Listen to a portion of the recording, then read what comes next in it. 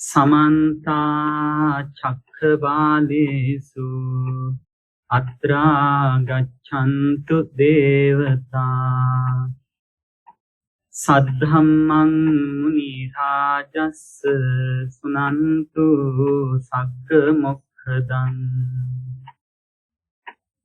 धम्म सवन कालो अयं वदन्ता धम्म सवन कालो अयं वदन्ता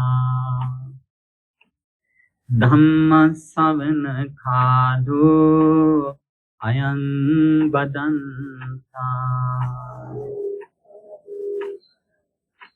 नमो तस्स भगवतो अरहतो सम्मा सम्बुद्दस्स नमो तस्स भगवतो अरहतो सम्मा सम्बुद्दस्स नमो तस्स भगवतो अरहतो सम्मा सम्बुद्दस्स करुणा कौशल परिग्रहिता अत्तोपकरण परिच्छाग चेतना दान पारमीति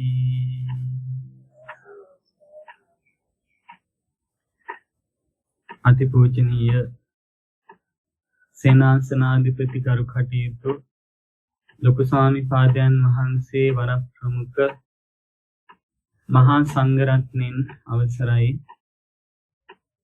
වාසනාවන්ත කාරුණික පින්තුනි අද මේ සේනාසන පරිශ්‍රය තුල මේ හැම දෙනාගේම සහභාගීත්වයෙන් වගේම ආරාධනා ඇතිව නමස්කාරයට පෙර ආතුව දසදහසක් සක්වල දෙවි බමුණටද කරන ලද ඇරයුම් ඇතිව పూర్ව පෙර සෝදානමකින් යුක්තව මේ ධර්මාසන වැනි වටපිටාව බොහෝම ධර්ම ගෞරවයෙන් බුද්ධ ගෞරවයෙන් මලින් සෝභමාන කරලා මේ හැමදෙනාම බොහෝම උද්‍යෝගයෙන් මේ සෝදානම් වෙලා අනතුරු විශාල පිරිසකට මේ කරන දේශනාවෙන් පසුව වුණත් ලෝකවාසීන්ටම බෞද්ධ මාධ්‍ය ජාලය ඇසුරු කරගෙන නැවත වරක් ඒ දෙසුම් ශ්‍රවණය කරන්නටත් දායකත්වයේ දරාගෙන මේ කියන විශාල කැපකිරීම ගොඩාක් සිදු කරලා මේ තරම් හරසරින් කරන දෙයක් කොයි තරම් වැදගත් වෙන්නට ඕනේද මේ භාග්‍යතුන් වහන්සේගේ දේශනාව කොයි තරම් අර්ථවත් වෙන්නට ඕනද ඉතින් අපි අද දවසේ ධර්මානුශාසනාව සඳහා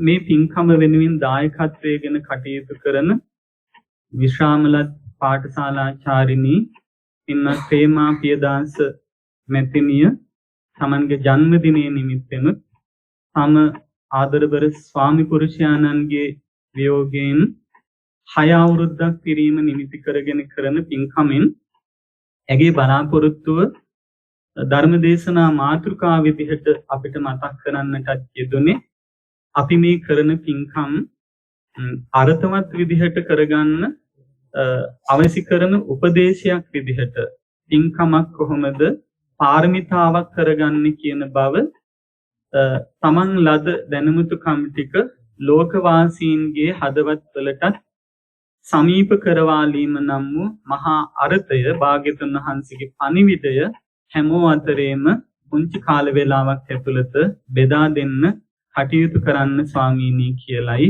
ආරාධනා කරන්නට යෙදුනේ. ඒ කල්යාණ මිත්‍ර සත්පුරුෂ සිතුවිල්ලට අපිට පුළුවන් අයුරින් අවස්ථානුකූලව මේ සදහැවතුන් ඉදිරියේ ඒ පිළිබඳව හැඳින්වීමක් ධර්මානුශාසනාවක් සිදු කරන්නටයි මේ අපි බලාපොරොත්තු වෙන්නේ. අපි ඒ සඳහා මාතෘකා කරපු සූත්‍ර පාඨයෙන් කියවෙන්නේ නැවත වතාවක් මේ දේශනාවට දේශවන් යොමු කළොත් මෙන්න මෙහෙම ප්‍රකාශනයක් අපි මාතෘකාවට ඉදිරිපත් කරන්නට යෙදුනේ. ඒ තමයි කරුණා කෝසල්ල පරිග්‍රහිතා කියලා වචනයක් කියවනවා.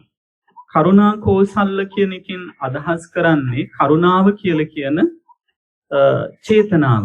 අනුන්ගේ දුකේදී හිත උණු වෙන ස්වභාවයෙන් යුතුව. ඒ වගේම තමයි උපාය කෝසල්ල පරිග්‍රහිතා කියලා වචනයකුත් කියවනවා. උපාය කියලා කියන්නේ යම්කිසි ක්‍රියාමාර්ගයක් ගන්නද ගැනීමක් විදිහට උපායක් දන්නා කම කියලා එතනින් කියවෙන්නේ. පරිග්‍රහිත කියන වචනයෙන් අදහස් කරන්නේ ඉන් සමන්විත වෙන්නට ඕන කියන එකයි. මෙතන උපාය කෞශල්‍යතාවය කියලා කියන්නේ දක්ෂතාවය, නුවණ කියන අදහස එහි තියෙනවා. එතකොට උපාය කෞශල්‍යතාවය කියලා කියන්නේ යමකින් කොටින්ම කියනවා නම් සසර දුකෙන් නිදහස් වීමේ උපාය දන්නා වූ නුවණකින් යුක්තව කියන තේරුම. උපාය කෞශල්‍යතාවය කියලා එතන අදහස් කරන්නේ එහෙම දෙයක්. පරිග්‍රහිතයි කියලා කියන්නේ ඉන් සමන්විත වෙනවා කියන තේරුම. ඊට පස්සේ නැවත කියවෙනවා අත්ූපකරන පරිත්‍යාග චේතනා කියලා. අත්ූපකරන කියලා කියන්නේ අර්ථයක් කරගන්නවා කියන චේතනාවෙන් පරිත්‍යාග චේතනා අර්ථයක් ඇති කරගන්න අදහසින් පරිත්‍යාග චේතනාවක් ඇති කරගෙන කරන පුණ්‍ය කර්මයට තමයි දාන පාරමී කියලා කියන්නේ. දාන පාරමී කියලා කියන්නේ. නැවතත් ඒ වාක්‍යය කියවතින් කරුණා උපාය කෝසල්ල පරිග්‍රහිතා අත්ූපකරන පරිත්‍යාග චේතනා දාන පාරමී වචන කීපයක් මෙතන සඳහන් වුණා. අපි මේ කතා කරන්න හදන්නේ දැනුවත් වෙන්න හදන්නේ දාන පාරමිතාව ගැනයි. පාරමිතා කියලා කියනකොට එහි ප්‍රභේදයන් 10ක් තියෙනවා. දානය, සීලය, නෙක්ඛම්මය යන ආදි වශයෙන්. එතකොට එහෙම ප්‍රභේද 10ක් තියෙනවා. පාරමිතා, දස පාරමිතා කියලා අපි ඒ කාරණා ගැන මේ හැමෝම දැනුවත්.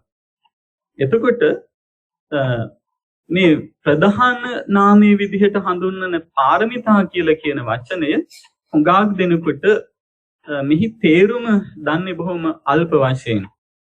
සුළු පිරිසක් මෙහි තේරුම දැනගත්තත් බොහෝ දෙනෙකු මේ පාරමී කියන වචනේ අර්ථය ගැන ඊතරම් ලොකු තේරුමක් වැටහීමක් ඇත්තේ නැහැ. පාරමිතා පුරනවා කියන වචනේ වගේ භාවිතා කළාට මොකද පාරමී කියලා කියන වචනේ තේරුම කවරක්ද කියන එක දන්නේ නැහැ. මෙන්න මෙහෙම අදහසක් එහි අන්තර්ගත වෙන්නේ. පාර කියලා පාලියෙන් කියන්නේ පරතරට.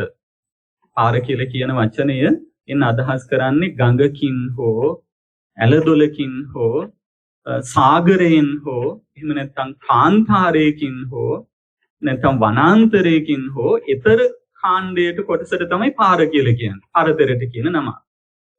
එතකොට මෙතන පාර කියලා කියන්නේ සංසාරය කියලා කියන එකටයි. සංසාරය කියන එකට තමයි මෙතන පාර කියලා කියන්නේ. සසරින් එතර කියන අදහස. ඒ සංසාරය කියලා කියන්නේ මොකටද කියලා බැලුවොත් එහෙම සසර කියලා කියන්නේ සැරිසරනවා සංසරණය වෙනවා කියන තේරුම. කොහොමද සංසරණය වෙන්නේ? ඉපදෙනවා, ජීවත් වෙනවා, මැරෙනවා.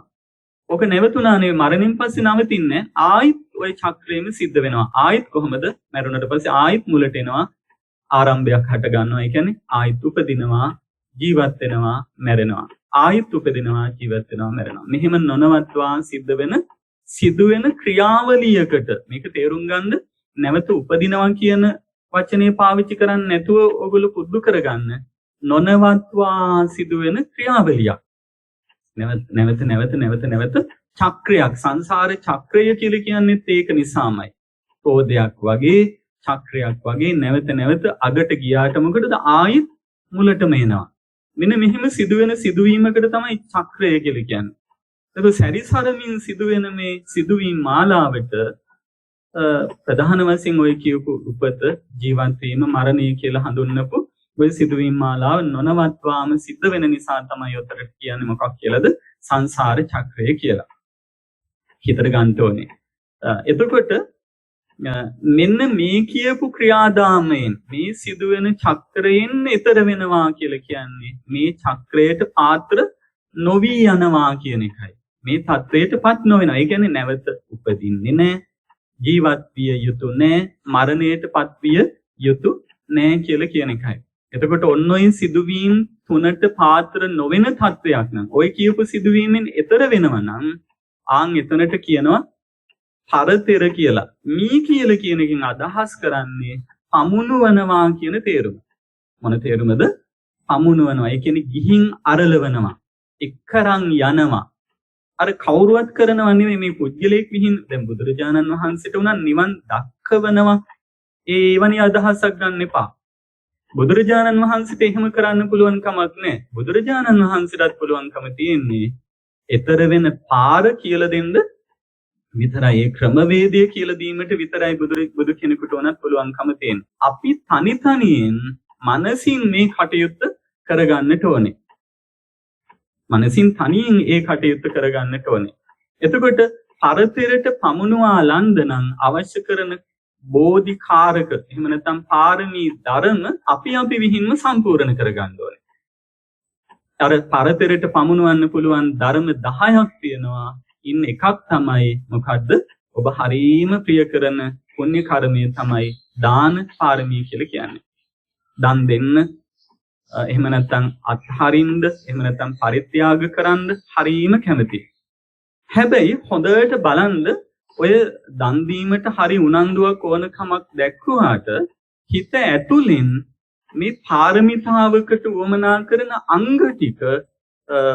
අංග ටිකෙන් හිත සමන්විත වෙලාද තියෙන්නේ කියලා විමසා බැලුවොත් එහෙම මේ දේශනාවට අනුව ගොඩාක් දෙනෙකුගේ හිතවල ඒ අවශ්‍ය කරන පසුබිම හැදිලා නැති බව තමයි පේන්නේ. ඒ කියන්නේ දැන් අපි දන්නවා දාන පාරමිතාව කියන වචනයයි දාන පින්කම කියන වචනයයි දෙකක්. හොඳට හිතලා බලන්න අපි ඉගෙනගෙන තියෙනවා දාන දස පින්කම් කියලා පුණ්‍ය කර්ම 10ක්. ඒ පින්කම් 10 ඇතුළටත් දානය, සීලය, භාවනා, වේයාවච්ච යනාදි වශයෙන් පින්කම් 10ක් තියෙනවානේ. ඉතින් පාරමී 10ටත් ඔය දානය කියවෙනවා. දානය, සීලය, නෙක්ඛම්මය, වීරිය, අදිෂ්ඨාන වශයෙන් එහෙම 10කුත් තියෙනවා. ඒකට බලන්න දානය කියලා කියන එකම තැන් දෙකක හඳුන්වලා තියෙනවා. ඒකට මෙතන මොකද්ද ලොකු වෙනසක් තියෙනවා. දාන පින්කමේ, දාන පාරමිතාවේ අහස පොළොව තරම් ලොකු වෙනසක් තියෙනවා. පින්නතුනි විශ්වාස කරන්න අහස පොළොව තරම් ලොකු පරතරයක් තියෙනවා. විශාල පරතරයක් තියෙනවා. බෞද්ධයන් විච්ච අපි දාන පින්කම් කරනවට වඩා අපේ හිත පුරුදු කරගන්න ඕනේ දාන පාරමිතාවන් සම්පූර්ණ කරගන්න. අපි අහන තැන කියන හැම පින්කමක් ගැනම කියනකොට කියන්නේ පාරමිතාවක් සම්පූර්ණ කරගත්තා කියලාද? නෑ, කියන්නේම දාන පින්කමක් කරගත්තා කියලා. හැබැයි අපි පුරුදු වෙන්න ඕනේ බුද්ධ ශාසනයක් ලැබිච්ච කාලෙක දාන පින්කමක් නෙවෙයි දාන පාරමිතාවක් විදිහට සම්පූර්ණ කරගන්න. කොහොමද ඒක කරගන්නේ? දාන පින්කමකයි දාන පාරමිතාවේ කියන දෙකේ වෙනස කවරක්ද කියලා අපි බලමු. එතකොට දානය ගැන විතරක් නෙවෙයි මේක හරියට තේරුම් ගත්තනම් සීලය කියලා කියන දේත් භාවනා කියලා කියන දේවලුත් අනිකුත් හැම පින්කමක්ම කොහොමද පාරමිතාවක් බවට පත් කරගන්නේ කියලා දැනගන්න පුළුවන් වෙනවා. ඉතින් මෙතන මේ දේශනාවේ දානය ගැන හඳුන්වන තැන කියුණා කරුණා උපාය කෝසල්ල පරිග්‍රහිතා කියලා වචනයක්. කරුණාව කියලා කියන්නේ දන් දෙන කෙනාගේ හිතේ කරුණාවක් තියෙන්න ඕනේ. දන් දෙන කෙනාගේ හිතේ කරුණාවක් තියෙන්න ඕනේ. අඩුම කරුණා කියන මට්ටම නාවත් මෙත්තා කියලා කියන ස්වභාවයවත් හිත තුළ තියෙන්න ඕනේ.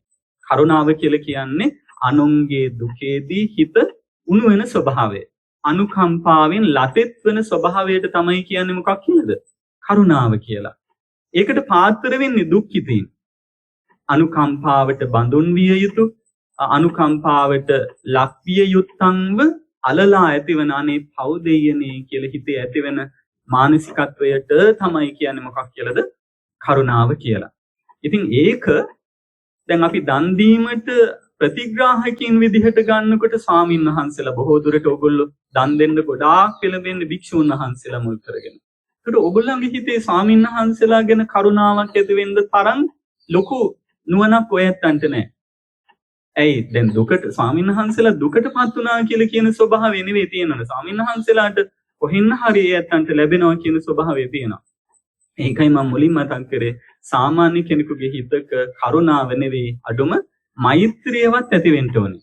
මොකද කරුණාවක් ඇති වෙන්න නම් වික්ෂුන් වහන්සේ නමක් ගැන කරුණාවක් ඇති වෙන්න ඕගොල්ලෝ ඊට වඩා ඉහළ ප්‍රතිපත්තියක සිටිය යුතු කෙනෙක් වෙන්න ඕනේ. මොකද බුදු කෙනෙකුට නම් ලෝකවාසී හැම කෙනෙක්ම අලලා ඇති වෙන්නේ කරුණාව වුණාට දැන් අපි කාටවත් දෙවියන් අලලා කරුණාව ඇති වෙනවද? දෙවියන් අලලා කරුණාවක් ඇති වෙන්නේ නැහැ. මන්ද හේතුව අපි හිතාගෙන ඉන්නේම දෙවියෝ සැප විඳින කොට්ටාසයක් කියලා. ඒගොල්ලෝ සැප විඳින කොට්ටාසයක් කියලා අපි හිතන් ඉන්නේ. රජවරු මහා සැප විඳින්නන්ව අපි හිතන් ඉන්නේ සුඛත ජීවිත ගෙවන අය විදිහට. හැබැයි බුදුරජාණන් වහන්සේගේ නුවණට පේනවා ඒ ඇත්ත කවුරුවත් දෙව් සැප, රජ සැප, බඹ සැප වින්දත් රක්මියෝනත් සැපෙන් ඉන්න කොට්ටාසයක් නෙවෙයි. මොකක් හමුයේද? ජාති, ජරා, මරණ කියන දුක හමුවේ. ඒ දුක කාටවත් නැති වෙලා නැහැ. දෙවිවරුන්ටත් චුතියක් එනවා. දිව්‍ය ලෝකේ හැමදාම ඉන්න බෑ. බ්‍රහ්ම ලෝකෙත් හැමදාම ඉන්න බෑ. චුතියක් එනවා. ඒ කියන්නේ චුතිය කියන්නේ මරණය. කියනන ජාති, ජරා, මරණ කියන දේවල් වලට රජවරුත්, දෙවිවරුත්, බඹවරුත් හැමෝම යටත්. අන්න ඒ කාරණාව අපිට අමතකයි. අපි හිතන්නේ ඒගොල්ලෝ සැපෙන් ඉන්නවා කියලා. සංසාර දුක ඒගොල්ලෝ තව දුරටත් අපායට යන්න පුළුවන්කම තියෙනවා. එතකොට බුදු නුවණ ඉහළ නුවණකින් සමන්විත නිසා බුදුරජාණන් වහන්සේ හරියට පර්වතයේ මුදුනට නැංග වගේ එතන ඉඳලා පහළ බලන තුන් ලෝකෙම ඉන්න දෙවිවරු, බ්‍රහ්මීන්, රජවරුන්, මිනිසුන් හැම කෙනෙක්ම කවුරුන් විදිහටද පේන්නේ? දුක්ඛිතයන් විදිහට.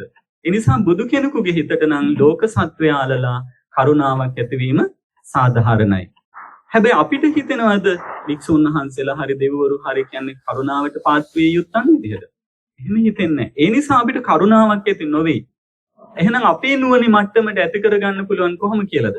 මෛත්‍රියක්. මෛත්‍රිය කියලා කියන්නේ මිත්‍ර ස්වභාවයක්. ඒ කියන්නේ මිත්‍රකම කියලා එතන කියන්නේ අනේ මේ සසර දුකින් ඈතර වෙන්න කටයුතු කරන උතුමන්ද මේ විදිහට අපි අනුග්‍රහ කරන්නට ඕනේ. මේ විදිහට කළොත් තමයි කවදා හරි දවසක ඈතර වෙනවා කියන කටයුත්තට මේ අපි දෙන එක දන් හැන්ද කරන මේ උපකාරයි කියලා හිතන්න ඕනේ. බලන්නකො මෙහෙම හිතලා දැන් බෝධිසත්වයන් වහන්සේ නමක් විදිහට සිද්ධාර්ථයන් වහන්සේ ආත්ම කොච්චර ගාණක් පසු කර ආවද? ඒ හැම ජීවිතයකම මේ ඔය ඇත්ත වගේම උන්වහන්සේගේ ගමනට උපකාර වෙච්ච පිරිස අප්‍රමාණව හිටියා. එක ජීවිතයකදී දුන්නු දාණය කරපු උපකාරය එක ආත්මයකදී ලැබිච්ච උපකාරයේ උපකාර වුන් නැද්ද? උන්වහන්සේගේ බෝධිසත්ව ගමන නිමා කරන්න. ලෞතර බුදු වෙන්න උපකාර වුණා. දැන් අද මේ දවසේ දන් ටික පිළිගන්නගෙන මේ බණ ටික අහන්න මේ පින්කම කරගන්න මීට අවුරුදු ගානකට කලින් ඉඳලා දන් පෑන් පිළිගන්නකෝ සදහැවතුන්ගේ උපකාරයේ එදා එක දවස් එකතු වෙලා තමයි සතිය මාසය අවුරුදු ගණන් මෙහෙම ඇවිල්ලා තියෙන්නේ. එතකොට අන්න ඒ වගේ කලින් ලැබිච්ච උපකාරයේ උපස්තම්භකත්වය එහෙම නැත්නම් උපකාරය නිසා තමයි පස්සේ කුසල ධර්ම උපදව ගන්න පුළුවන්. උදාහරණයකට ගමු. දැන් අද මේ සන්ධ්‍යාවක කරන බණක් දහවලේ දාන ටික ලැබිච්ච පිළිගන්නපු නිසා තමයි අද මේ සන්ධ්‍යාවේ මේ විදිහට මුව ඇරලා ශබ්ද කරලා මේ වචන ටික ප්‍රකාශ කරගන්න මේ හවි ශක්තිය ඇඟට ලැබිලා තියෙනවා. ඉතින් ඒ දහවලේ ඔය කටයුත්ත නොකළා නම් සන්ධ්‍යාවේ මේ හොඳ සිතුවිලි ටික පහල කරගන්න බැරි වෙන්න තිබුණා. පැහැදිලි නේද මේ කියන දේ? එක දවසක් අල්ලා සිට ගැනීමට හදා සිටීමට ඊට පෙර දවසේ කරපු උපකාරය උපකාරයි. ওই විදිහට නෙවෙයිද හෙට දවසක් ලැබෙනවා නම් අද දවසේ උපකාරය. අන්න ওই විදිහට ඉහළට පසු කාරණාව වලට මූලික මුල් කාරණා ටික උපකාර වෙනවා. ඉතින් අද දවසේ මේ ජීවිතේ නමක් සසර දුකින් අත නොමිදුනාට කවදා හරි දවසක ඈතර වෙන්න අද මේ ජීවිතේ කරගත්ත කුසල් සිත් ටික උපකාර වෙන්නේ නැහැ. උපකාර වෙනවා. ඉතින් ඒ ටික ඇති කරගන්න හවිය දෙන එක මාතින් කරගන්නට ඕනේ කියලා හිතන්න ඕනේ. කරුණාවක් ඇති වෙන්න ඕනේ. මෛත්‍රියක් ඇති වෙන්න ඕනේ. අන්න එතකොට අන්න එහෙම චේතනාවක් තමයි දාන පින්කමක් පාරමිතාවක් කරගන්න කෙනෙකුගේ හිතකට ඇති වෙන්න ඕනේ. පැහැදිලි නේද මේ කියන කාරණා? අන්න එහෙම වෙන්න ඕනේ. කරුණාව කියලා කියන එකත් ඇති වෙන්න ඕනේ. එහෙම නැත්නම් අඩුම මෛත්‍රියක් සිතක් ඇති වෙන්න ඕනේ. ඊට පස්සේ දක්වනවා උපාය කෝසල්ල පරිග්‍රහිතා කියලා. මොකද වචනේ? උපාය කෝසල්ල පරිග්‍රහිතා. උපාය කියලා කියන්නේ සසර දුකින් අපි අර ඉස්සල කතා කරපු සසර දුකින් එතර වීමට මේ දානය කියලා කියන දේ උපකාරක දෙයක්. උපායක්, ක්‍රමවේදයක්, ඒකට අංගයක් කියලා දැනගත්ත නුවණක්. කෝසල්ල කියලා එතන හඳුන්වන්නේ කෞශල්‍යතාවය කියලා කියන්නේ නුවණට. එහෙම නුවණක් තියෙන්න ඕනේ. දන් දුන්නොත් තමයි මේ කටයුත්ත කරගත්තොත් තමයි මේක තමයි සසරෙන් අත මිදෙන්න උපකාර වෙන ධර්මය කියලා පින්කම කරන්නාගේ හිතේ මේ දාන පාරමිතාව සම්පූර්ණ කරන්නාගේ හිතේ ඔයනි චේතනාවක් ඇති වෙන්න ඕනේ. එහෙනම් මේක සසර දුකින් ඈතර වෙන්න තියෙන මොකද්ද? උපායක්. මොකද මේ සසර දුක් ඉවර කරපු හැම උතුමෙක්ම දාන පාරමිතාව සම්පූර්ණ කරලා තියෙනවා. ඒක නොකර මේ තත්වයට එන්න බෑ. ඒකට අපිටත් මේකෙන් ඈතර වෙන්න ඕන නම් මොනවා කළ යුතුයිද? අනිවාර්යයෙන්ම අප විසිනුත් මේ දාණය පාරමිතාවක් විදිහට සම්පූර්ණ කරන්නට ඕන කියලා ඒක උපායක් විදිහට දැනගෙන ඉන්න ඕන. කෞසල්‍ය කියලා කිව්වෙ මොකටද? නුවණ කියන එකයි. ඒතර එහෙම නුවණ පින් කරන්නාට තියෙන්න ඕනේ. මට කරගන්න දෙයක්. මේ මගේ සසර දුකින් එත මිදිල්ලට මේක උපකාර වන්නක් කියලා එයාට එහෙම නුවණක් තියෙන්න ඕනේ. ඔබ හිතලා බලන්න ඔබ දාන පින්කමක් කරන්න යනකොට ඔය කියන චේතනාව ඔබේ හිතට මීට කලින් ඇවිල්ලා තියෙනවද කියලා. කරුණාව මෛත්‍රිය තියෙන්නත් ඕනේ ප්‍රතිග්‍රාහක පක්ෂය ගැන. ඊට පස්සේ මේ කියපු විදිහට දානය සසර දුකෙන් එත මිදීමේ උපාය කාරණාවක් කියලා නුවණක් තියෙන්න ඕනේ. ඊට පස්සේ තමයි හරීම වැදගත් කාරණා. මේ දෙකත් වැදගත්. ඊට පස්සේ කියනවා කවරක්ද? අතෝපකරණ පරිත්‍යාග චේතනා. අතෝපකරණ පරිත්‍යාග චේතනා. අතෝපකරණ කියලා කියන්නේ තමාට අර්ථයක් වෙනවා කියලා හිතන්නත් ඕනේ. ඒ ගැන දැනුවත් වෙලා ඉන්න ඕනේ. අතෝපකරණ කියලා කියන්නේ තමන් අත්ත කියලා කියන්නේ තමන්ට මේක උපකාරක ධර්මයක්. අපි හිතන්නේම ස්වාමීන් වහන්සේලාට අද දාන්නේ නැති වෙයි. එහෙට දානි ලැබෙනවා අඩුයි. අපි අසරණ කෙනෙක්මනේ හොයා ආහාර දෙන්න බලන්නේ. එයාලට කෑම බීම හිගයි. ඒගොල්ලෝ හරි දිලිඳුයි. මේ සතාට කෑම නෑ වගේ. අන්න ඒ වගේ හොඳට හිතලා බලන්න අපි දානයක් දෙන්න යනකොට අර ඒ පාර්ශවයට හිගයි කියලා හිතලා තමයි නෑ කියලා හිතලා අඩුයි කියලා හිතලා මගහැරෙයි කියලා හිතලා තමයි මොනවද කරන්න පෙළඹෙන්නේ. දන් දෙන්න බලන්නේ. නමුත් මෙතන ඇති වෙන්න ඕනේ මොකද්ද? තිබුණත් දන් දෙනවා. මන්ද හේතුව අත්ෝපකාර කියලා කියන්නේ අත්ත කියලා කියන්නේ තමන්ට මේක තමන්ට උපකාරක දෙයක්. එයාට මේ සංග්‍රහ කරනවාම නෙවෙයි. තමන්ට කරගන්න දෙයක්. තමන්ට කරගන්න දෙයක්. එහෙමම හිතෙන්න ඕනේ. එහෙමම හිතෙන්න ඕනේ. කොහොම කියලාද? තමන්ට කරගන්න අර්ථයක්. එහෙම නැතුව අර උන්වහන්සේලාට දානෙ නැති නිසා, හිග නිසා, ලැබෙනවා අඩු නිසා දෙනවා කියලා නෙවෙයි. තමන්ට කරගන්න දෙයක් කියලා හිතෙන්න ඕනේ. ඒකට කියන නම මොකද්ද? අත්ෝපකාරය කියලා. අත්ෝපකරණ කියලා කියනවා. අර්ථයක් කරගන්නවා කියන දේ. ඊට පස්සේ කියනවා පරිත්‍යාග චේතනා. මොකක් කියලාද කියන්නේ? පරිත්‍යාග චේතනා. චේතනාව එන්න ඕනේ පරිත්‍යාගයක්ම කරනවා කියලා. පරිත්‍යාගය කියලා කියන්නේ මොකද? සම්පූර්ණ අත්හරිනවා කියන එකයි. පරිත්‍යාගය කියලා කියන්නේ මොකටද? අත්හරිනවා. ණයට දීමක් වගේ ඝන දෙනුවක් වෙන්න බෑ. ගොඩාක් දුරට ඔබ හිතලා බලන්න අපි මෙහෙන් දාන්නේ පිළිගන්නුවාම එහෙන් අඩුම තරමේ සිනහ මාත්‍රයක් හරි බලාපොරොත්තු වෙනවා. අඩුම තරමේ පුණ්‍යානුමෝදනාවක් හරි බලාපොරොත්තු වෙනවා. අඩුම තරමේ ගොඩක් අය කියනවා පාංශකෝලයට හරි වඩින්නේ ඒ හාමුදුරුවරු. පැහැදිලි නේද? පිරිතකට හරි දානයකට හරි පින්කමකට හරි පිරිත් නූලක් හරි බැඳගන්න ඉන්නේ ඔච්චරයි.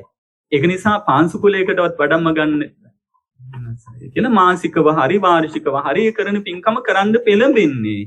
මොකක් නිසාද? ඒ පැත්තෙන් මොනවා හරි දෙයක් බලාපොරොත්තු වෙයි. මෙතන එහෙම කිසියම්ම දෙයක් පුණ්‍යානුමෝදනා කිරීමත් ස්තුති කිරීමක්වත් කරන්නේ නැතිනම් ගොඩක් අය කියනවා දැකලා තියනවාද? දැන් කාට හරි උපකාරයක් කරාට පස්සේ පරිත්‍යාගයක් අත්හැරීමක් දානයක් දුන්නට පස්සේ කැම පැකට් එකක් හරි දුන්නට පස්සේ දවසක hina වුණේ නැතිනම් ඔබ කියනවා නේද ගොඩක් දුරට මේ මිනිසයන්ට කරාට වැඩිය හොඳයි කිසි කෙලෙහි ගුණයක් නැහැ. පාරේ දැක්කාද අඩුම තරමේ hina වුණේවත් නැහැ. දැන් ඒගොල්ලෝ හොඳ තැනකට ඇවිල්ලා දියුණු වෙලා ඉන්නවා. මුල මතක අපි කරපු උපකාර මුල මතක නැහැ. ළමයින්ටත් කියනවා. එතකොට ඒක දානයක් නෙවෙයි. ළමයින්ට ඔය කරලා දෙන ටික දානයක් වෙන්නේ නැත්තේ, දාන පාරමිතාවක් වෙන්නේ නැත්තේ මොකද? Taman මොනවදෝ දේවල් ටික බලාපොරොත්තුෙන් කරන්නේ.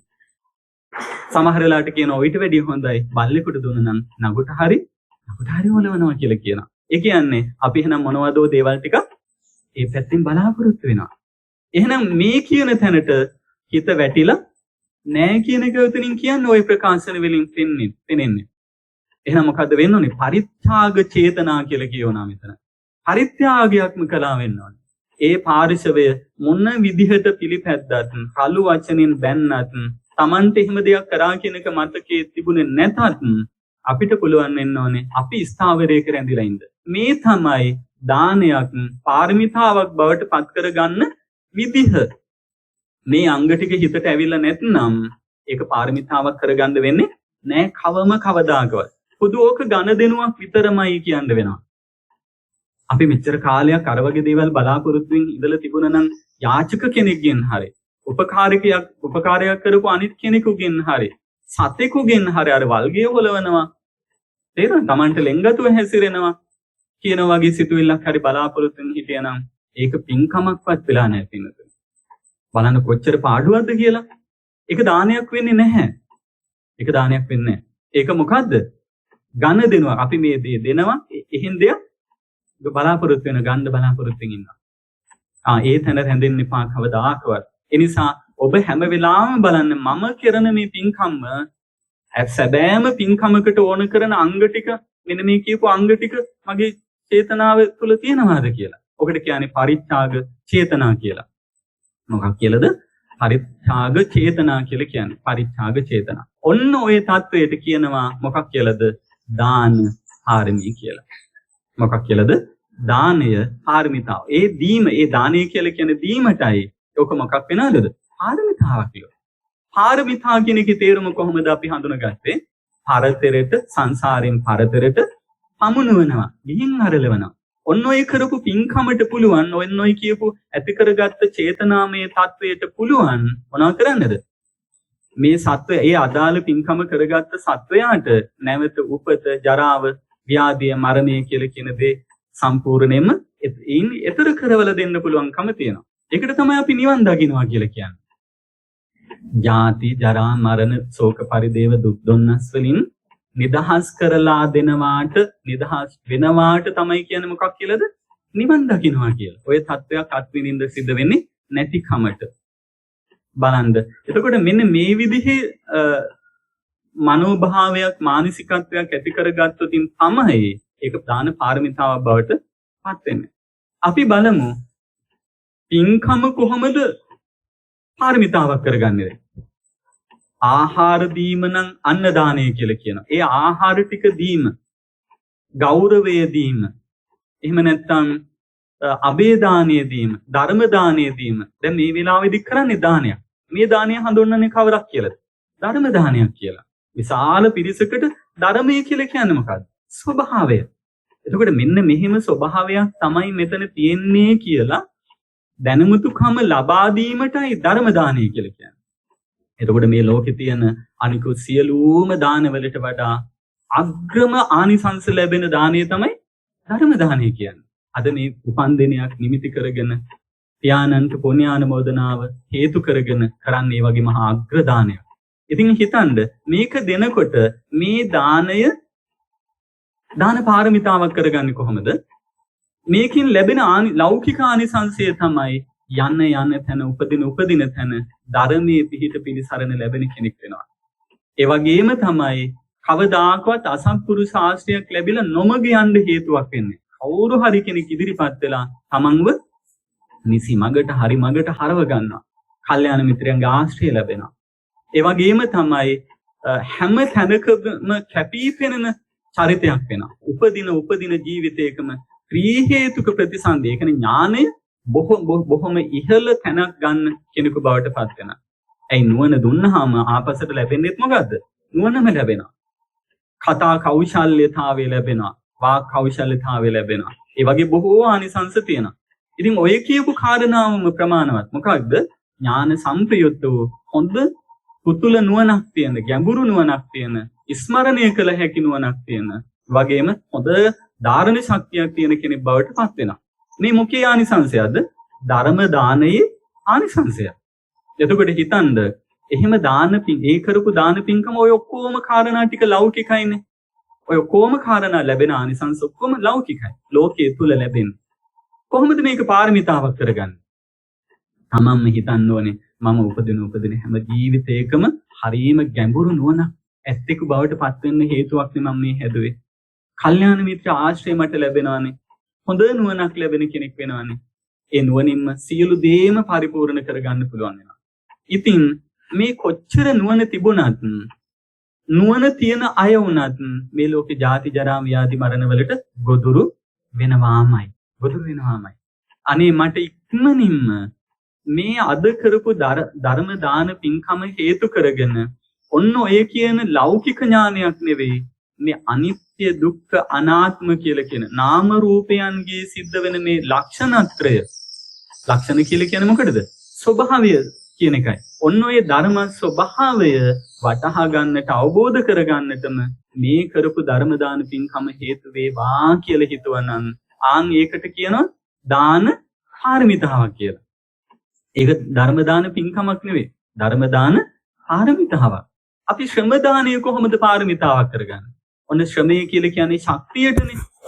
මොනියම්ම හරි ඉදිකිරීමකට, මොනියම්ම හරි නිර්මාණයකට, කුසල කර්මයකට, මඟතොටක් හදන එකකට, පන්සලක් විහෙර විහාරයක් හදන එකකට, සමාජීමය වශයෙන් වේවා, ශාසනික වශයෙන් වේවා, සතෙකුගේ උපකාරයකට වේවා, මොනියම්ම හරි තමන්ගේ ශක්තිය දානය කරා කියලා හිතන්න, දුන්නා කියලා හිතන්න. ඒ දෙන වෙලාවට හිතන්න ඕනේ මම ශ්‍රමය දුන්නනම් හේතුඵල න්‍යායට අනුව ඒ හේතුවට අදාළම ඵලයක් තමයි ආපස්සට ලැබෙන්නේ. ශ්‍රමය දුන්නනම් ආපස්සට හම්බ වෙන්නේ ශ්‍රමයම තමයි. අපිට ආයේ මේ සසරේ මහන්සි වෙන්න ඕන වෙන්නේ නැහැ.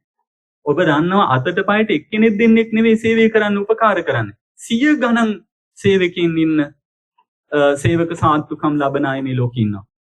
100 ගණන්. ඔබ විශ්වාස කරන්නේ දිව්‍ය ලෝකවල දහස් ගණන් තමන්ට උපකාර කරන්න යටත් දෙවිවරු දෙවඟනන් ඉන්නවා. පවන් සලන්ද අනිකුත් හැම දෙයකටම උපකාර කරන් කිසිම මහන්සියක් ගන්න ඕන නැති අය.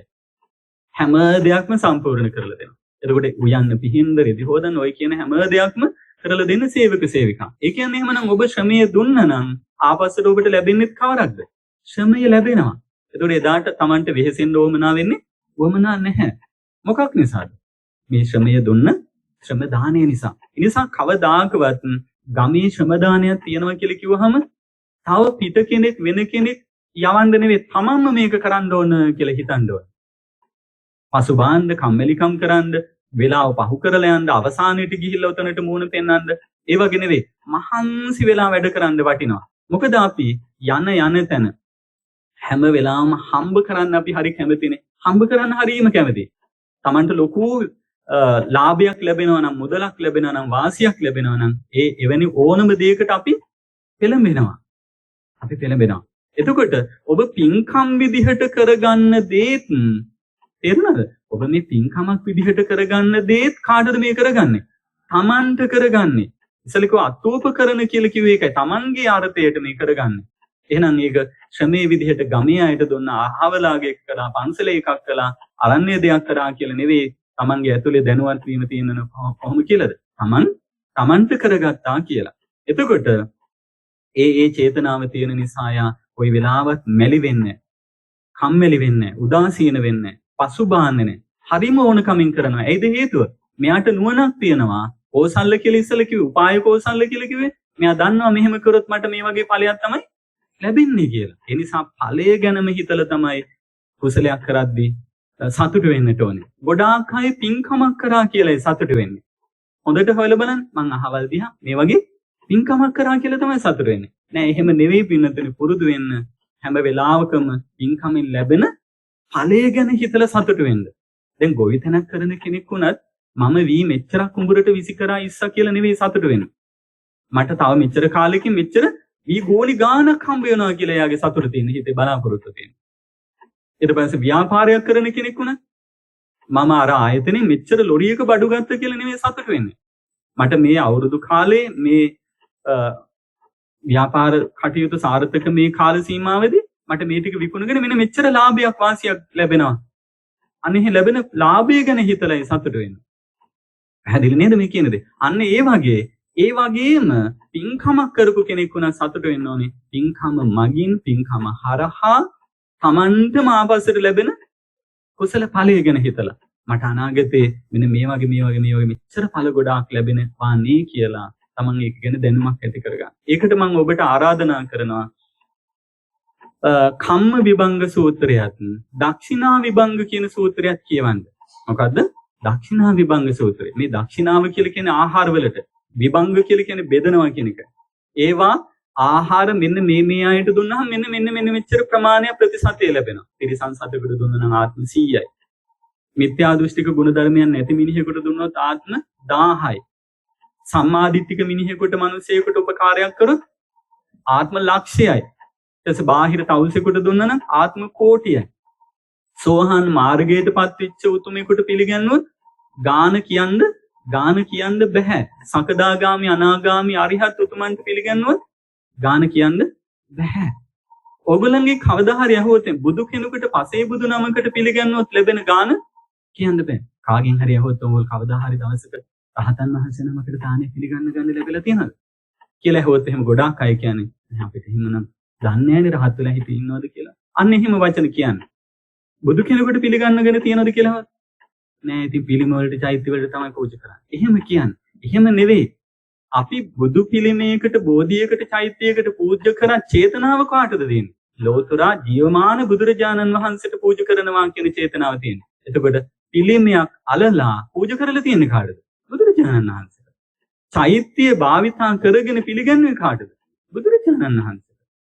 පැහැදිලි නේද? ඒ නිසා අපේ චේතනාව තියෙන්න ඕනේ. පරිත්‍යාග චේතනාව තියෙන්න ඕනේ. ඒ අදාළ උත්තමයන් වහන්සේටයි කරන්නේ කියලා පිළිගන්වහම උන්වහන්සේ පිළිගත්තා වේවා. වැළඳුවා වේවා නොවැළඳුවා වේවා මොනවා වෙනවද? බුදුන්ටම පුදපු කුසලයේ ඒ විදිහටම අපේ හිතේ තමයි චේතනාව ඇති වෙන්නේ. දැන් ගොඩාක් දෙනකොට ඒක වැරදිච්ච කාරණාවක්. දැන් මෛත්‍රී කර අනුන්ට මෛත්‍රී කරනවා කියවම හිතාගෙන ඉන්නේ මේ අනිත් අයට මොනවදෝ කරනවා වගේ කියලා. අනේ අනුන්ට ලෝකයට මෛත්‍රී කරනවා කියලානේ කියන්නේ. නෑ මෛත්‍රී සහගත සිතක් ඇති වෙන්නේ කාටද? පෞද්ගලිකව Tamanට ඇති වෙන්නේ. ඒ වගේ දානයක් දුන්නාම මේ අනුන්ට දෙනවා නෙවෙයි. ඒකේ ඵලය තියෙන්නේ කාටද? Tamanට. හැම වෙලාවම ඕක අමතක කරන්න හොඳ නැහැ. එතකොට බුදුරජාණන් වහන්සේට පූජා කරත් කාටද කරගෙන තියෙන්නේ ඒක? Tamanට කරගෙන තියෙන්නේ. එතකොට පිළිමේ බෝධි චෛත්‍ය භාවිතා කරගෙන ජීවමාන බුදු පියාණන් වහන්සේට වේවා කියලා හිතනකොට ඒක තමන්ගේ චේතනාව ඇතුලේ බුදුන් අලලා සිද්ධ වෙච්ච නිසා ඒ කුසලේ බුදුන්ට පිටුවා එනවා. එතකොට රහතන් වහන්සේලාට කියලා මේ සාමාන්‍ය ස්වාමීන් වහන්සේ නමකට පිළිගන්නුවත් ඔබේ චේතනාවේ තියෙන අෂ්ටාර්ය පුජ්‍යල මහා සංඝරත්නයට සාංගික කරලා පූජා කරනවා කියන්නේ. එතකොට එතන රහතන් වහන්සේලා අයිති වෙනවා. ඒ නිසා ඔබේ කුසලයේ මහත්ඵල කරන්න එක උපකාරයි. ඒ නිසා හැමදාම මතකයේ තබා ගන්න කොහොම කියලාද? අපි මේ හිතන්නේ නැතුව ඔය කරන දේ හරියට හිතලා කරගත්තොත් එහෙම මහා අර්ථයක් කරගන්න පුළුවන් වෙන. බාහිරයාගේ තියෙන ගුණවත්කම අලලාද? නෑ, තමන්ගේ අභ්‍යන්තරයේ තියෙන නැනවත්කම අලලා. සිහි සතිමත්කම අලලා. එහෙනම් මේ පින්කම සාර්ථක කරගන්න ඕන කරන්නේ මොනවාද? සතිවන්තකමයි නැනවන්තකමයි කියන. සිහි නුවණ කියනකො වචන දෙක සිහි නුවණ අලලා මේ දැනුවත් වීම අලලා තමයි හැම දෙයකටම එහෙම යොදව ගත්තාම මේ කුසලේ මහා බලවත් කුසලයක් වෙනවා. එහෙනම් හැම වෙලාවෙම හිතනවා ශ්‍රමයේ දුන්න නම් ආපස්සට ශ්‍රමයේ හම්බ වෙනවා. ඉතින් අපි හිතනවා ශක්තිය කොච්චර හම්බුණත් ඒකත් වයසට ගිහිල්ලා ලෙඩ වෙලා මැරෙලා යනවා. මට තව දුරටත් ඒ වගේ ජීවිතයකට කරගහන්න ඕමන නැහැ. ඉක්මනින්ම මෙය ඉවරයක් කරන්න හමාර කරගන්න හේතු වේවා කියලා ප්‍රාර්ථනා කරනකොට හිතනකොට ඒක කවරක් වෙනවද? දාන පාරමිතාවක් වෙන. හැම දෙයක් මේ විදිහට හිතන්න ඕනේ. මේ ලස්සනට පූජා කරපු මල් වලින් ඔබ ලස්සන කෙනෙක්ව ඉපදිනවා. හැබැයි ලස්සන වුණත් මොනවද වෙන්නේ? වයසට ගිහිල්ලා ලෙඩ වෙලා මැරිලා යනවා. අනේ මට ඔය ලෙඩ වෙලා වයසට ගිහින් මැරිලා යන දුක් ගොඩක් මෝරුම කරන දුක් හඳට කරගහන්න නෙවෙයි. මේන් අත මිදීම පිණිසම වේවා කියන චේතනාව ඇති කරගත්තාම ඒ කරන පින්කම කවරක් වෙනවද? පාරමිතාවක් බවට පත් වෙනවා. හැමදාම බුදුරජාණන් වහන්සේගේ ශාසනයක ශ්‍රාවකත්වයේ ලද ඔබ හැමදෙනාටම කරන හැම පින්කමක්ම පාරමිතාවක් කරගැනීමේ සිහිනුවන කැඳව ගන්න මේක උපකාරයක් කරගන්න කියලා අපි පින්නතුලට කරුණාවෙන් මෛත්‍රියෙන් ආරාධනා කරනවා. ඉතින් අද අපි මුලින් මතක් කළා වගේම මේ සීතකන්ද ආරණ්‍ය සේනාසනය මුල් කරගෙන අද දවසේ පින්නත් මොනරාගල නිවාසාධිකාරිය පාරේ පදිංචි ප්‍රේමා පියදාස මෑණියන් තමන්ගේ ජන්මදිනය නිමිති කරගෙන ඒ වගේම 6 අවුරුද්දකට කලින් අභාව ප්‍රාප්ත වෙච්ච තමන්ගේ පියාදර ස්වාමි පුරුෂයන් වන පියදාස මහත්මයාණන්ගේ පුණ්‍යානුමෝදනා කරන චේතනාවෙන් එතුමියත් පුතා ගීතික පියදාස මහත්මයාණනුත් ඒ වගේම දියණිය ගිත්මි නිමන්තිකා පියදාස දුවනියත් ඇතුළු පවුලේ අනුපුත් සෑම සියලු දෙනාගේම යහළු ඉහෙලියන් හිතවතුන් උපකාරකින් එකට පින් පුරා ගන්න හැම දෙනාම එකතු වෙලා අද හිමිදිරියේ දාන පින්කම සිදු කළා. දහවල් දාන පින්කම සිදු කෙරුණා. ඒ වගේම අද රාත්‍රියේ 5 වෙනි තුරාමට තම නිවසේ පරිත්‍රාණ දේශනාවක් සිද්ධ වෙනවා මේ නිමිති කරගෙන. ඒ වගේම මේ විශාල පිරිසකට මේ ධර්මයේ මේ ධර්මතාවය කොහොමද පින්කමක් පාරමිතාවක් බවට පත් කරගන්නේ කියන කාරණා මෙන්න මේ චේතනා ටික එකතු කරගෙන කරගත්තොත් තමයි ඔබේ පින්කමට වටිනාකමක් එකතු වෙන්නේ. එහෙම නැතුව නිකන් ලෝකයට පේන විදිහට ප්‍රදර්ශනයේට මම පින්කමක් කරනවා කියන බව විතරක් පෙන්눔 කරන්න කරන දේ තුලින් අභ්‍යන්තරයේ හර පද්ධතිය නැතුව ඒක පාරමිතාවක් හෝ පින්කමක් බවට පත් වෙන්නේ නැහැ කියන බව සිහි කැඳවමින් මතක් කරපු මේ දේශනාව ඔබේ දසවන් මගින් හදවතට යා කරවන්න මේ කරපු බෞද්ධ ආමාත්‍යාලය ඇසුරු කරගෙන කරන ධර්ම දේශනා දායකත්වයේද ධර්මින් බලාපොරොත්තු වෙන්නේ මෑණියන්ට නිදුක් නිරෝගී තව බොහෝ කාලයක් මේ ශාසනයේ ගුණ පුරා ගන්න ශක්තිය ධෛර්ය වාසනාව ලැබේවා කියන චේතනාවත් ඒ වගේම මේ පරලෝකීය පියතුමාට යලිත් මේ ධර්මයේම චතුරාර්ය සත්‍යයම අවබෝධ කරගෙන ඊටාම ඉක්මනින්ම භව කතරින් නිදහස් වීමේ ලාභය මේ තුලිනුත් ලැබෙත්වා කියන චේතනාවත් ඇති කර ගන්නවා. ඒ වගේම පුතුණුවන්ටත් දියණියටත් පවුලේ අනිකුත් සෑම සියලු දෙනාටමත් ධර්මනුබුරන් හැම කෙනෙකුටමත් නිදුක් නිරෝගීව සුවපත්ව ජීවන ගමනටත් සංසාර ගමනටත් කොහොමත් මේ උපකාරක ධර්මයක් ඒවා ප්‍රාර්ථනා කළ යුතු දේවල් නෙවෙයි හේතුඵල ධර්මයට අනිවාර්යයෙන්ම තම තමන්ට ඒ දේවල් ලැබෙනවාමයි. අපි සෙත් හැතීමක් විදිහට කුසල් සිතක් මෛත්‍රී සිතක් ඇති කරමු. ඒ හැම දිනාටම තව තවත් හරියන්න ඕන කියන හොඳක් වෙන්න ඕන කියන සිතුවිල්ලම වගේම කෙටි කාලයක් ඇතුළතදීම බුදු සසුනක් ලැබීම නිසා ලැබෙන නියමිත හොඳම හොඳ ලාභය තමයි සංසාර භව දුක අහවර කිරීම. ඒ සඳහාම මේ ධර්ම සම්පත්තිය හේතු වෙත්වා කියලා ප්‍රාර්ථනා කරමු. ඒ වගේම මේ පුණ්‍ය චේතනා අතරට අද දේශකයන් වහන්සේ වෙන පූජනීය අමිත දර්ශන ස්වාමීන් වහන්සේට ආශිර්වාද කරන්නටත් ඒ වගේම සේනාසනේ පූජනීය ලොකු ස්වාමීන් වහන්සේ ඇතුළු සේනාසන වාසී මහා සංඝ රත්නයට ඒ වගේම පළාතේ මුළු රටේම මුළු ලෝකයේම මේ බුද්ධ ශාසන ධර්මයේ ආරක්ෂා කරන බුද්ධ පුත්‍රයන් වහන්සේලාට නිදුකින් නිරෝගීව සුවපත්ව ඒ යුග මෙහෙවර සිද්ධ කරන්නට උන්වහන්සේලා නොහිටින්ට අතීතයේ එවැනි උතුමෝ නොහිටින්ට අද අපිට මේ කතාව මේ සැහැල්ලුව මේ නිදහස මේ හොඳ සිතුවිලි පහල කරගන්න මේ පින් කර ගැනීම නිවන් මාගේ යෑම කියන දෙයක් අත් නොවිඳින්න තිබුණා. එදා පැරණි උතුමෝ ජීවිත පූජ්‍ය කරලා යුද්ධ කරලා අරගල කරලා විවිධ උපක්‍රම භාවිතා කරලා ජීවිත පූජා කරලා මේ ධර්මය ආරක්ෂා නොකළනම් එදා වැඩ හිඳපු උතුමන්ටත් මෙදා ඒ කාර්යය හැකි පමණින් සිදු කරන උතුමන්ටත් දෙවියන් සහිත ලෝකයාටමත් මේ ධර්ම සම්පත්තිය අමාංශයෙන් සැනසෙනු සඳහාම හේතු වාසනා වෙත්වා කියන ප්‍රාර්ථනාවත් ඇති කරගමු. එහෙමනම් සියලු දෙනාම සිදු කරගත් කුසල් බලයෙන් ඊ타ම ඉක්මනින්ම මේ හරසරින් ධර්මයට බුද්ධ රත්නයට ධර්ම රත්නයේට සංඝ රත්නයේට ආසන පනවලා විවිධ කුසුම පූජාවන් සිද්ධ කරලා විවිධාකාර ඇරයුම් කරලා අනිකුත් පහසුකම් හදලා දීලා සදහැවතුන්ටත් බණහන්නට අවස්ථාවක් හදලා දීලා මේ කරපු ධර්ම දාන පින්කමෙන් ඒහා සමගාමීව සිදු කරගත්ත අනිකුත් හැම පින්කමකින්ම ලැබෙන ලෞකික අනුසසුත් ඒ වගේම ලෝකෝත්තර ලාභය වන නිවන් සම්පත පිණිසමම හේතු වාසනා වෙත්වා කියලා හැමදෙනාම ප්‍රාර්ථනා කරගන්න. උපන් දිනේ නිමිති කරගෙන සිද්ධ කරපු මේ කුසලය නැවත උපතක අමිහිරියාව සම්පූර්ණයෙන්ම නිමා කරනු සඳහාම හේතු වාසනා වෙත්වා කියන ප්‍රාර්ථනාව අපි හැමදෙනාම ඇති කරගනිමු.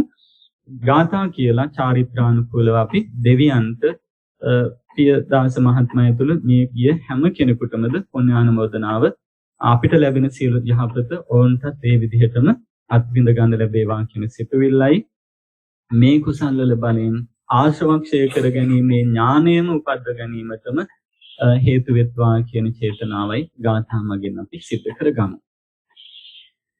එත්තාවතාච අම්හෙහි සම්බතං පුඤ්ඤ සම්පදං සබ්බේ සත්තානුමෝදන්තු සබ්බ සම්පatti සිද්ධියා ඉදං වූ ඥාතිනං හෝතු සුඛිතා හොන්තු ඥාතයෝ ආකාසට්ටා ච බුම්මට්ඨා දේවානාගා මහිත්‍තිකා පුඤ්ඤන්තං අනුමෝදිත්වා චිරන් රක්ඛන්තු ශාසනං චිරන් රක්ඛන්තු දේශනං චිරන් රක්ඛන්තු තං සදා ඉමිනා පුඤ්ඤ කම්මේන මාමේ සතං සමාගමෝ හෝතු යාව නිබ්බාන පන්තියා ඉදං මේ පුඤ්ඤ කම්මං ආසවක්ඛයා වහං හෝතු සබ්බ දුක්ඛා පමුඤ්චතු